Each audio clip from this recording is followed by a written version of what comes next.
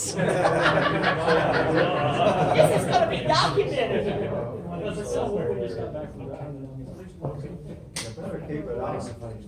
This will get about 25 hits maybe on. You're doing a great job. Welcome everyone to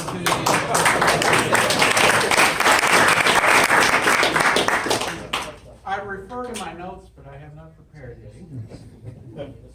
So, I thought I'd just share a few of the tidbits that I've learned along the way, and I've learned some stuff today I didn't know. So, you know, they made about 912 or 14, whatever number you want to go with. And I've been blessed without really hunting them. They have about 450 of them have found me. So I think that's a pretty good survival rate. And it's kind of hard for me to believe that many are still around, but you know, the numbers don't lie. So I had the privilege of meeting with Richard Chrysler about 15 years ago. He oversaw what was going on at Denver and the day-to-day activities at Denver. You know, getting the gold painted and the cars masked off. And I learned a few things that I've never learned from anyone else, and one of them being the mirrors. You know, everybody thinks they're imported European racing mirrors, and he looked at me and said, no, they're made by Donnelly Mirror in Grand Rapids, Michigan. Next question. Okay, write that down. He says, I got a box of some of them in the basement, but I don't know that because not long after I was there, his house burned to the ground. Oh. And but anyhow, whether you know it or not, he went on to become a U.S. congressman, which is good or bad or indifferent. So anyhow, he told me a lot of the trials and tribulations of what went on. What's my cut? Oh, those. The stories that went on. So, on the 68s, one of the employees drove one of the cars and wrecked it. So that's kind of well done. So, but Richard told me, he said, been a long week, and it was just him and another guy finishing up for the weekend on Friday. And there was another employee there from Denver. He says, "Oh, you go ahead and go, Richard. I'll lock up and I'll see you Monday." So everybody goes home. Richard and the crew comes in Monday to Denver to start working on some more 69s. You know, has anybody seen Tommy? I don't know what his name was. Has anybody seen Tommy? No.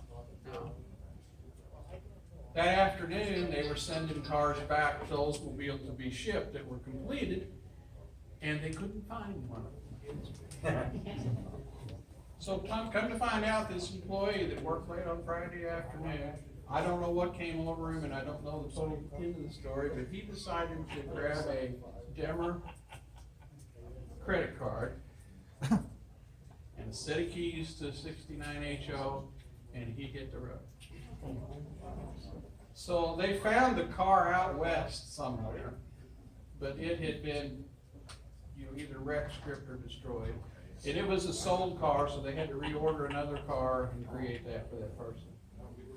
They never saw or heard from that guy again. Fascinating tidbit of the story. So, yeah.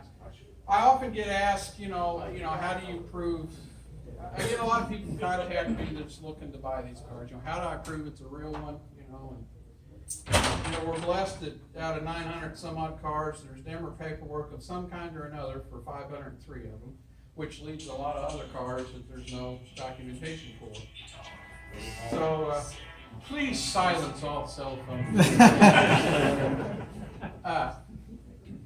So there's several ways to examine the cars and see if it was born to be a Hurst. The easiest way.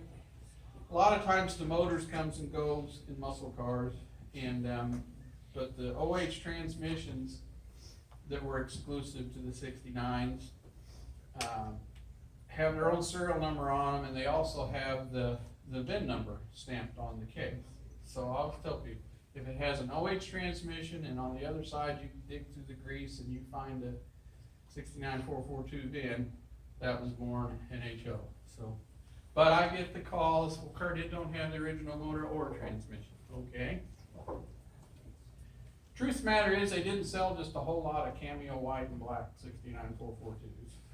You know, so you need to have the correct trim code for the bucket seats and this and that. And but something I just learned recently I did not know. The correct battery for a 69 Hurst is an R71, which doesn't mean much to a lot of people, but it's a foot long. It's a real long battery. It doesn't fit in a regular battery tray. So I did not realize, you know, if you ordered a 69442, there probably was a heavy duty battery option, you know, for $5 and whatnot. But you didn't get a bigger battery. So I did not realize that only the 69 Hurst has a foot long battery tray. And this is documented in some recently unearthed assembly manual pages that were long since missing. So it has, if it's an old rusted junky car, but it's got a foot long battery tray on it, odds are pretty good it was born to be a 69 Hurst. So, so I've been an advisor for way longer than I can remember. So I know I've talked and communicated with a lot of you, and I learned something from every car, you know. And people tell me, even inviting people here, well, my car's not nice enough. Yes, it is, and I'll learn something about from yours that I didn't know from any of the rest of them. So I really appreciate everybody bringing them out for this big event. Did we do all right? Did we get enough?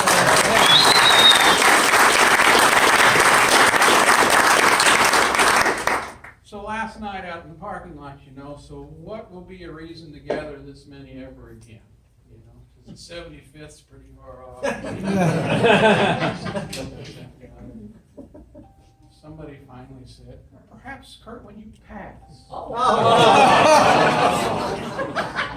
You don't have to laugh. I That was waved.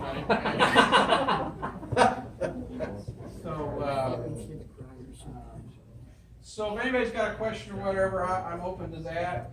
Several things. I'm not here to sell you something really, but the club has these packets of a whole lot of information on 69 HOs. that Judy just brought up to me. So they're available to purchase, and they're half price of what they'd be if you ordered them, because we don't have to ship them.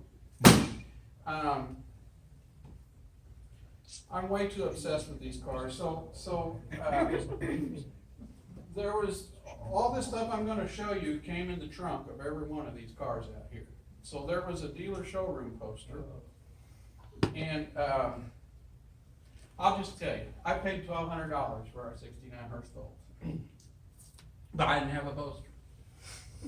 So I searched high and low, and this is even back before the internet was very big. So I finally found one in New Jersey. A guy had it. I paid $1,700 for the poster. Paid $1,200 for the car. So in 2003, actually, so I reproduced this giant poster, and so I have those available. And Like 1,700? Wave says yes. most people would not admit such stupidity. And after all these years, I only know about a half a dozen people that have the original poster. So you were to put it up in the dealership and blah, blah, blah. Well, tell them how it arrived. Oh, that's not. Well, don't just tell them. You think $1,700? I was the recipient at the door the day that the mail guy came. So generally when you ship a poster, Put it in a. you put it in a shipping tube. This arrived, the original one I have, and I still have it, arrived in a square box. And then, you know, before I ever opened it, it looked like you laid that box on the family couch, and everybody sat down and watched Hee-Haw. So, you know, got out of the box, and it was in pretty darn good shape for an original poster, but after it was really messed up. Well, it was insured for that stupid amount of money.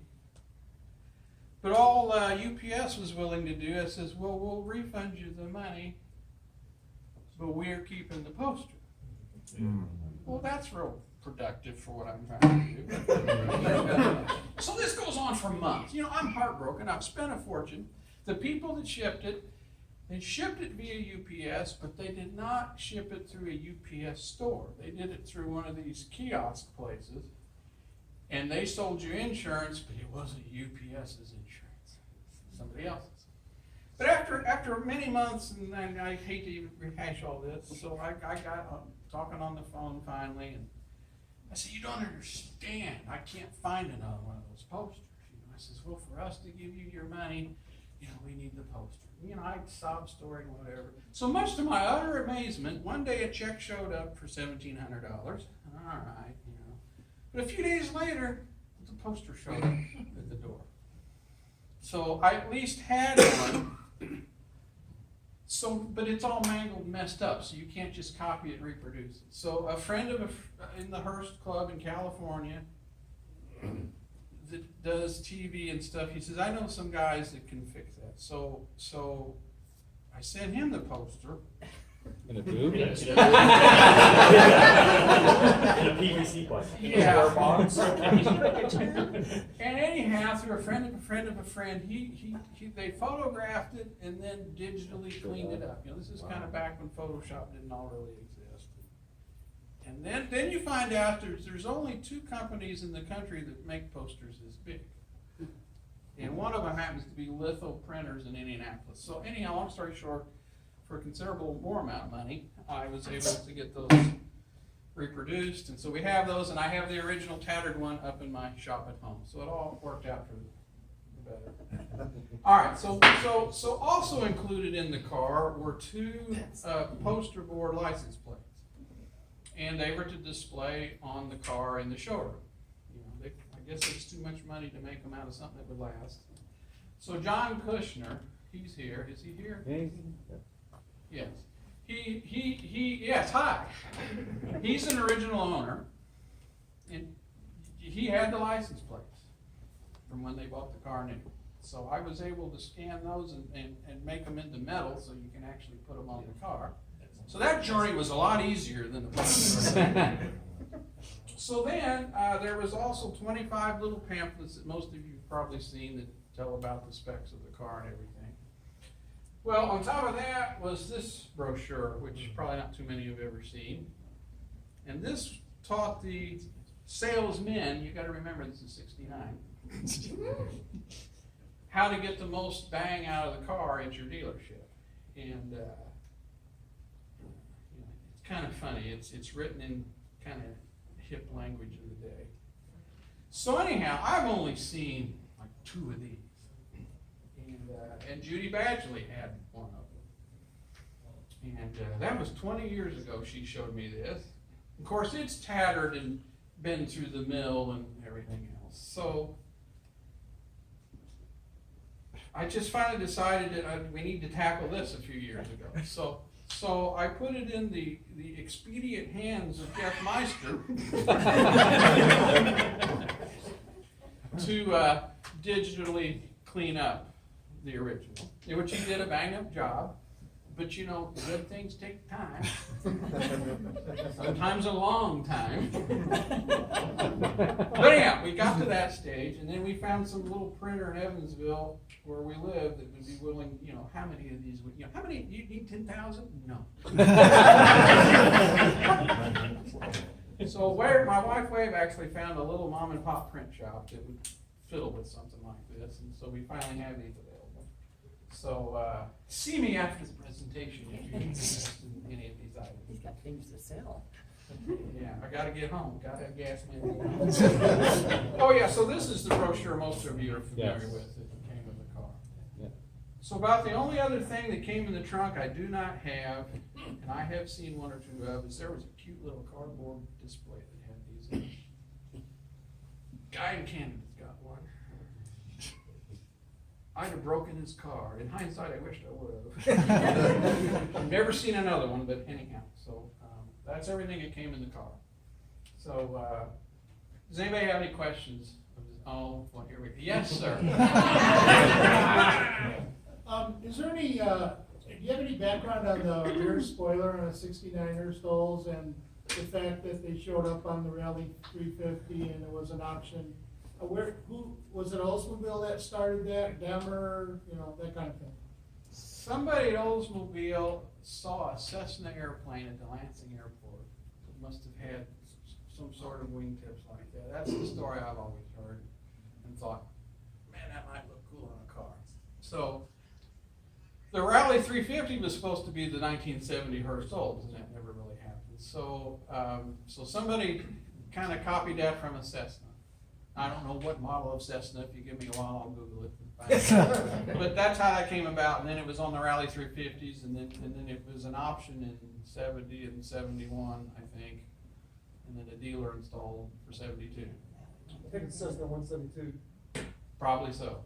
I think I could fly one of those. Yes, sir. So the wing was actually, it was a mold made at Demmer for the wing and the pedestals. They used a 400 in reverse for the vacuum to suck the fiberglass to the mold, and that's how the wings and the pedestals were made. And they had that 400 up until about 7 years ago, and it came up missing. Yes, that's Jim. He worked at Demmer for a period of time. Not when these cars were built, but yeah. And so another thing, so you stumble upon old pictures and stuff. So Ted Lucas was an engineer at Oldsmobile that was kind of involved in this project from Oldsmobile standpoint. And he was at our national meet, somebody helped, 30 years ago? Yeah, so he had a book like this. I will never forget it as long as I live. So, you know, can I look at your book? So he had a plethora of pictures from Demmer on the 69s. And among other things was a rack that held those wings. Picture of that, you know. And I tried for years to get a hold of the Lucas family to make copies. Why I didn't take that book and run to the hotel desk and copy that stuff that day, I'll never know. But see, he has since passed 10 or 15 years ago, and I guess those pictures are forever gone. But it also showed pictures of the air cleaners, and they're not black, they're gray, just like I talked to everybody about. So he had proof of that, and just some more cool production pictures that I would give anything to have. So I don't know if they'll ever resurface again. So, anyone else? Oh, come on. What's the back spacing on the wheel? 4.5 inches. I'm glad you asked.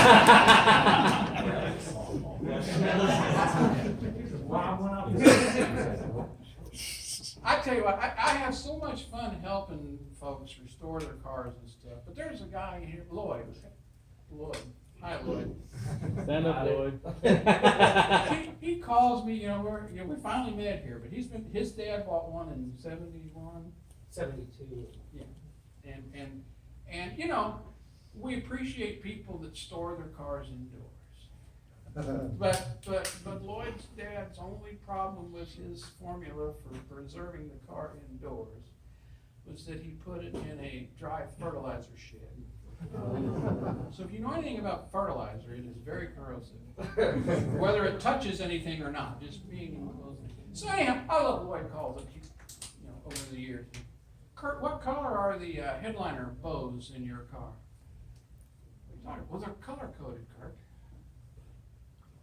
Okay. And you know, I haven't had the headliner out of our car, but he can document it's a different metal bows in your headliner are color coded with paint. Both ends and the centers. Yes. Learn some valuable stuff. I always kid Lloyd when he gets his car done, and if I'm involved with judging, I'm going to have a razor blade and slip the headliner.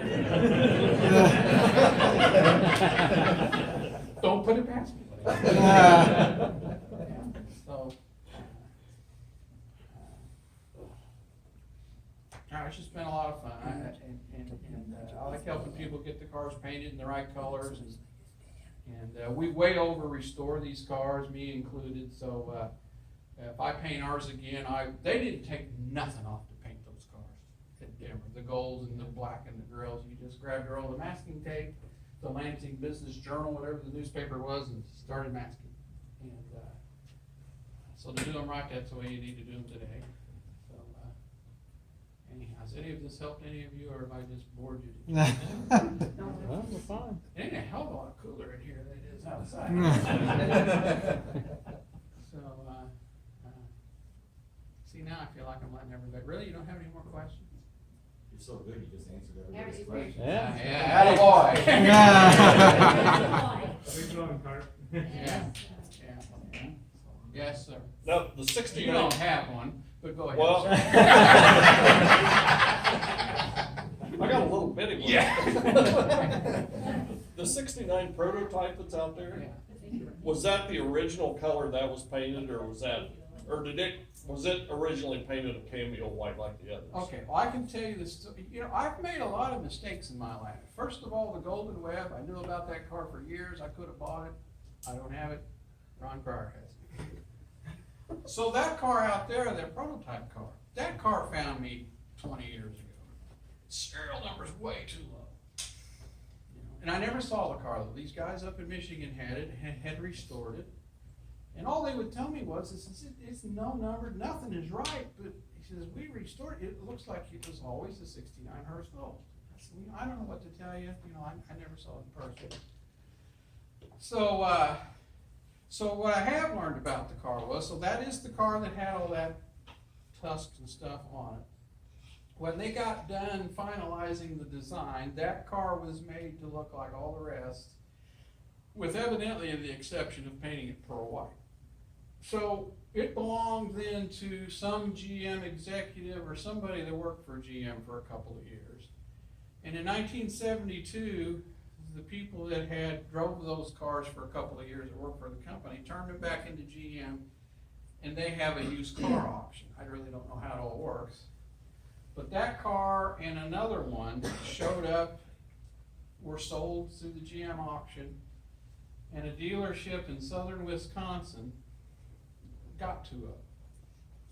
So there was a mechanic that worked there, and had always wanted one, but couldn't afford them when they were new, so they unloaded those two cars. He was gonna have one, and he was about to get married. So he thought, wow, that one's pearl white, I think it had Kragers, it had headers on it. Remember the guy saying it had headers on it? And so he bought it, and he has Super 8 movie footage of that car at his driving off to the honeymoon. And but from there, it got used as a regular old car, and on down the line until these guys in Michigan ended up with it. So the guy in Michigan finally sold it to somebody, and in the process of working on it again, found the filled holes in the quarter panel where those tusks were mounted. I got news for you. The ones today, they're just sitting on there. I don't know why they didn't mount them, but they're just sitting on there. And but for whatever reason, so that guy started doing the research, and that's where he found out a lot of this stuff I'm telling you about. But for whatever reason, he restored it just like all the rest. So then the Brothers Collection got wind of that being the Tusk car, and they purchased it, and then went to the trouble to put the gold foil, as the way it looks today. So I'm glad that that was done. One thing that is not, it's beautiful or whatever, but if you look at the pictures from back in the day when it looked like that, it also had some kind of egg crate grill in it, which they did not do for whatever reason. I don't know why. But the moral of the story is, I could have bought that car 25 years ago. Another big mistake. And then that convertible is the West Coast car. That's one of the real ones. And the other one we tried to get here. Well, I thought warm in here, this is outside. I might have said that. We're all here. All right. That was a West Coast car. The East Coast car still, they built 3 convertibles. And the one that's in most of the pictures from back in the day got destroyed in the summer, sometime in June in '69. So these 2 surviving convertibles were built like the first week of July to replace the one that was burnt. So there was an East Coast car and a West Coast car. This is the West Coast car. And the East Coast car has belonged to the same guy for 30 years, and he lives in Iowa. And we tried to get it here, but obviously it's not here. So the two real ones are accounted for. But as you can all see, there's a couple of beautiful recreations here as well. So anything that supports the 69 Hurst Olds, I'm all for. Yes, Ron? First time caller, long time listener, so. Talking about the convertibles, have you ever, I mean, I know Tim Holliday's done a lot of footwork getting to a lot of the bottom ends of this, that, and the other, which one's which in the pictures, he's always sorting them all for us, which, by the way, if Tim's here, I really appreciate it. Tim's not here, it's great. So, have you? Kind of wish you were with him, but go on. Have you talked to Kelly lately at all? Because I talked to him on the way to the show. Oh, no, I haven't talked to him at all. You want, I can give you his number, but yeah, he's thinking about selling it. So if anybody has about $2.5 million, it's yours. That's what he wants for it. So I just Is that right? Yeah. Keep it. A couple years ago it was $1 million, now it's $2.5 million. So if we wait another year or two, I'm sure it'll come down.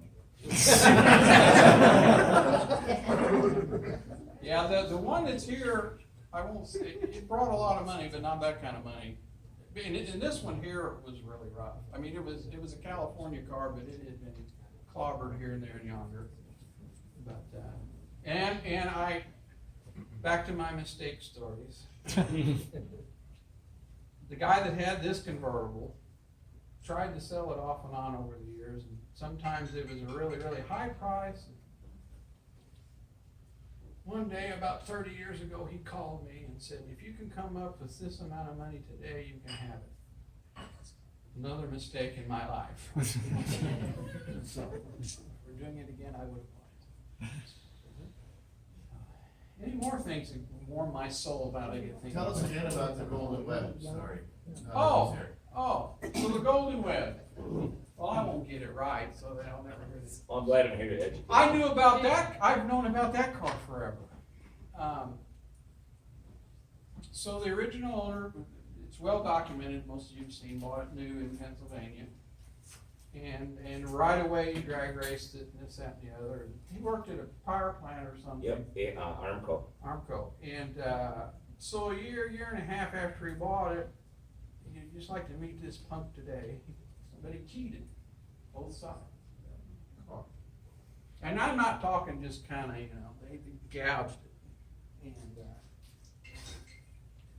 so, you can help me out a little bit. All right, So- I wasn't sure if you wanted to do that. No, not really. I love to hear you talk. So, I'm sorry, I couldn't resist. I love his accent, I really do, and I know everybody picks on me. So basically what happened was that he believes the guy that keyed the car was the guy that wanted to buy it so bad. Every day he'd ask him, would you sell me your car, would you sell me your car, would you sell me your car? No. So he believes he was the one that did that. Well, when it got keyed, he had to buy a daily driver, so he bought a 50 Studebaker for $110 or something like that. Drove that to work from now, and then the guy's like, what'd you do with your car? He's like, don't worry about it, it's taken care of. So Bud Patton and him painted it in his garage. If you guys ever want to see the photos, I'll put them up for you. The interesting thing was that it was so cool because it was done in the 70s. The whole garage wall is filled with Playmates. And it's funnier than crap because that was the kind of garage it was back in the day. You couldn't do that today, obviously, because somebody would be offended. And it was really cool to see how the progressions of how he did it. Newspapers, and he laid it out, striped it, laid it out, and laid the gold on. It's really, really cool. What was their source of inspiration for most of that paint job? This is the best part. I'm sitting there talking to him over dinner. We're out in Pennsylvania. The original owner's still alive with the car. Yeah, he is. So I got to meet him, and it was really exciting. He got to see the car. Almost got to drive it if it went a downpour, like Pennsylvania gets once in a while. We're sitting there at dinner, and I'm saying, what were you guys thinking when you came up with the golden web? And he's like, I don't know. I'm like, are you kidding me? It's so cool. It's so neatly done. And it's like, he's like, I don't know, something that, during the day. And a friend of mine, Brad Berry, I don't know if you guys know him, he has a 69 Hurst Olds out in Washington. He does Hurst shirts, and he has an amazing eye for detail, and he found a Barracuda that has a similar paint job that mine does that was done about the same time. So they think they got it off of that. And they also shared that they smoked a lot. There was that. And the second owner partaked heavily too. He was a pharmacist. So that being said, you guys do the math. So it went from there in '74. They showed it at the World of Wheels. I believe it was about that time, and he put the dash plaque on the console, and it's still there today. And it's cool because he got photo after photo. And as I'm looking through them, and I was talking to Kurt, because I said to Kurt, Kurt's like, holy, wheels off the, I gotta go. And he looked at the pictures for hours on end, from what I know. And I go, these pictures of your car at the World of Wheels with the Linda Vaughn stand up. He goes, oh yeah, I still got that. I'm like, oh. And he goes, I said, the sign, the Golden Web, 515. He made a big sign for it. Yep. And he goes, yeah, I still got that too. And I'm like, He goes, you want them? He sent them to me for free. Huh? You can't beat that. This guy was an amazing source. He gave me all the original pictures. His mom made him a birthday cake with the Golden Web on it one year. He has a picture of it, and it has it on the old Corel China. Not China, it's Corel. So, but China today, by some people's standards. So, I wasn't going to say it was him. So it was so cool. I'm thumbing through pictures. I'm like, you had a birthday cake me. He goes, oh yeah, that was a great time. But story after story, as soon as he started looking at the pictures, it was so cool. He sold the car in May of '75, and I figured that out because Bobby Beasley, the lady I bought it from, he introduced me to her, and I talked to her, and I had to prove to her that I wasn't going to flip the car. That's a lot of work. That is a lot of work. So the second owner, to back up, he came down to my house. Yes, I'm in the early '90s, and told me how this car looked. Never showed me any pictures. Once again, I would have bought it. So anyhow, he come down. He was going to restore it, but then I didn't hear from him for 5, 10 years or whatever. And I found out he flew ultralights. They fall out of the sky once in a while. Yes, they do. And he passed doing that. And then so finally the widow, and then it's a long story. Yeah, it really is. Bobby, the widow, ended up with it, but sent it to her brother who was gonna maybe restore it. It went to Doug, Don's brother, and Don's brother. Doug was a younger brother, and he didn't really have a clue about how to work on cars. He knew how to pay other people to do cars, and we all know somebody like that. And he knew how to tear them up. Right. Because when I got the car in 2013, the tires had cords sticking through it, and I had it at it was McCacken. I had it in the barn find in 13, and if you look at the tires, they didn't hold air that well because I put tubes in them, and the wires had poked the tubes because it was so fried. It was just so destroyed. But what was interesting about it is he just basically wrecked it, and he wouldn't fix it until she gave him the title with a signature on it. And I'm just like, why would you do that? And why would you have to do that? Because Doug's wife believed any money put in there would be a loss. Because Bobby would just take it and give it to their son. That's where it was supposed to go, was Don Jr. And Don Jr., thank God, did not express any interest in this car at all. And Kurt said to me when he talked to me, he called me up, and I've been asking him since '99, but after he saw my '79 Hurst, he's like, I'm not letting you have one of these things. Yeah, God, he'll tub it and everything else, yeah. Right, probably. So he sees this one and says, I've got the car for you now. I found it. It's up to you if you're interested or not. And I worked with Bobby for 3-4 months before I met her. And what was fun about her is that she didn't have a clue about the car. She just knew it was special because Don said, "We can't sell this. We can't give this away. This plaque, this paper, save it." And she did. But when he died in October 13, 2000, she threw a lot of stuff away. Do I know what it was? No. She was just so mad. She came home, started ripping stuff off the wall and throwing it away. But she saved a couple things. And the thing she saved was a second bill of sale of that car, which was done May 15, 1975. It sold. He put down $50 and paid $25.50 for when he was done. So, which was a lot of money. It was. It still was. That was still a loan.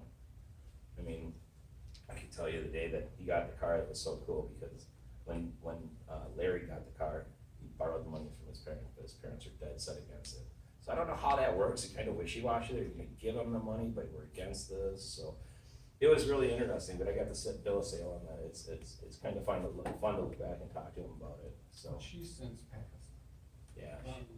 Bobby just died when we were in, we were at a Hurst show, and Judy Boyd,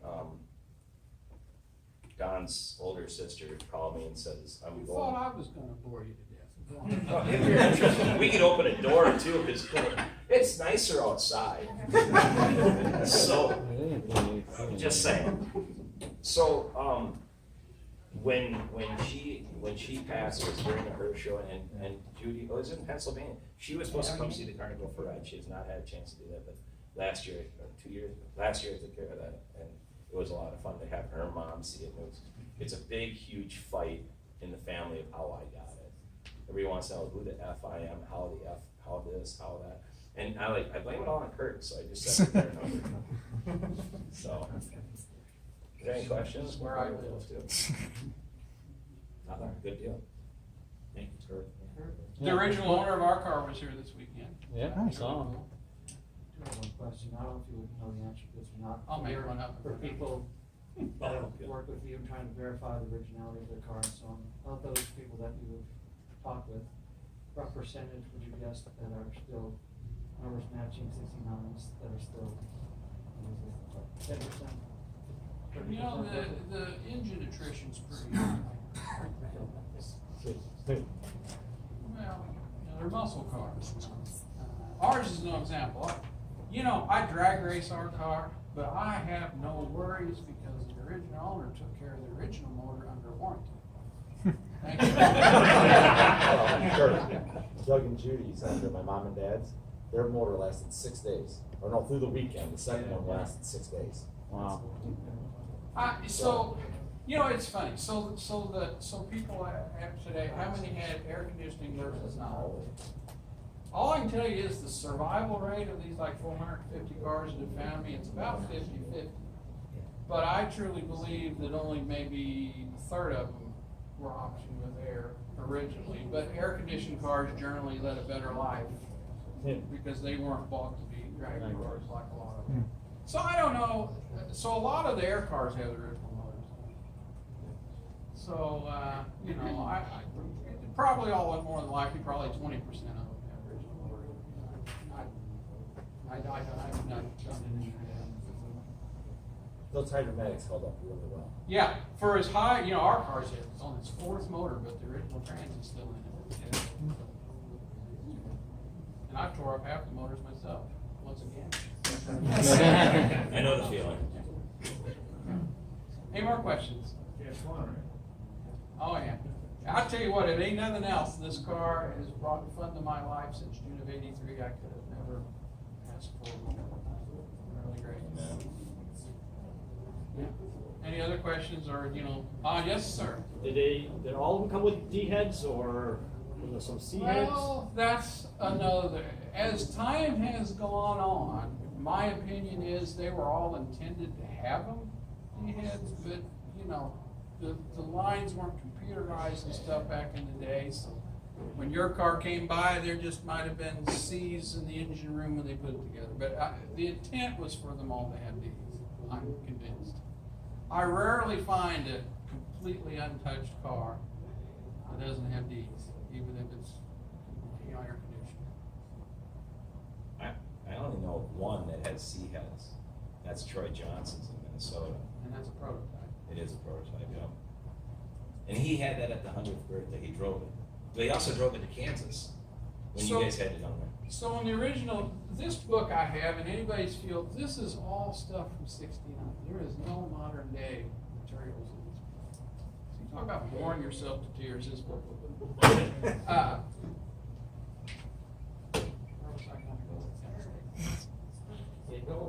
Air conditioned car, D heads. It's better since you opened the door.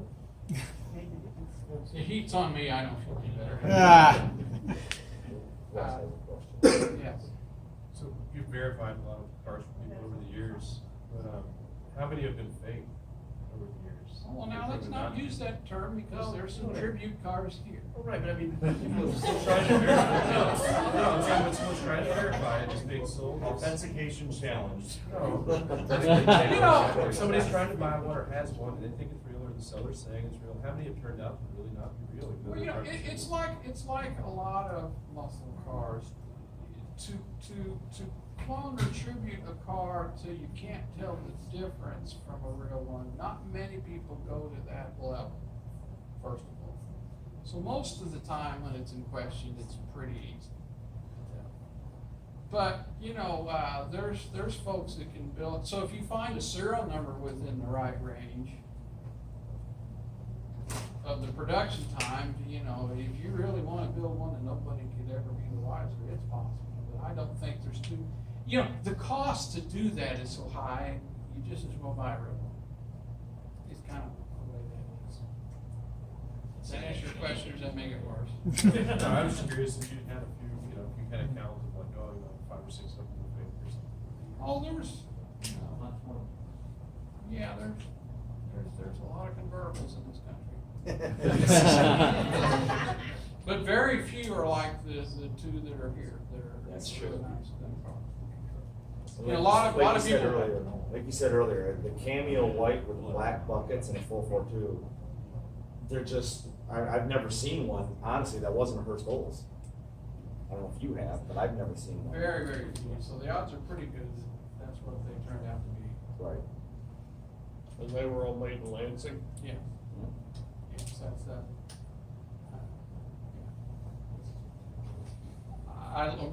one of the tribute cars here is really cool, the guy, he loves it, and I'm happy he's got it here. I looked at his serial number here a month or two ago, what in the hell is he got? And, Canadian cars have different VIN systems on them, and, one of them that's here is made out of a Canadian Cutlass Supreme. And it wasn't made, I don't know where it was made at. Yeah, I think it was made, yeah. It's, you said the fish body tag, it's made in Canada. Yeah. Instead of an M, it's got like a 1, where Right. the Lansing M is, so. Yeah, all the Hurst Oldsmobiles were really nice. You would know if I would know, Paul. What is your question? This was interesting. Gentleman from Sweden, I think he said there's 3 there. Yeah. Do you know how many are international in general? Is there any in Australia? There's a guy just finished a beautiful one in Australia. And I helped him get a few parts, and it's kind of funny, if he needs a $25 part, it costs like $250 to get it to him. You know how many are out of the country? Do you have a number? Probably about a half a dozen. But you know, Sweden, you know, it's funny, Sweden, so there's 3 in Sweden. I don't know what it is, but the Swedes love American V8 cars. It's a big thing. I don't even know if he's in here, but cost is, oh yeah, that's a big thing in Sweden. Yeah, definitely. Yeah, just off the top of my head, I know this guy Tyson in Australia just finished his. Yes, Klaus is here from Sweden, if anybody didn't meet him.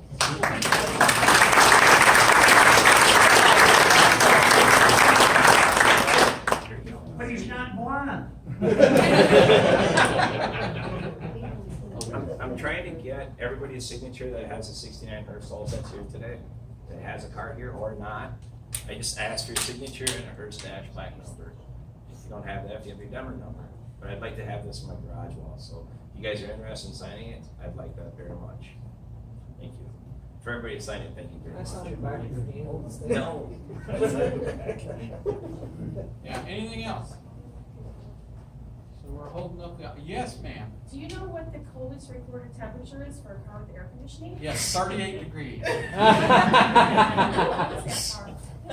Yes, they own that said car. Thank you.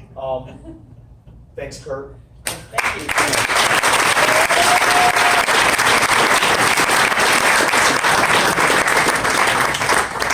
I will have these things around our cars. Sorry, back. The auction will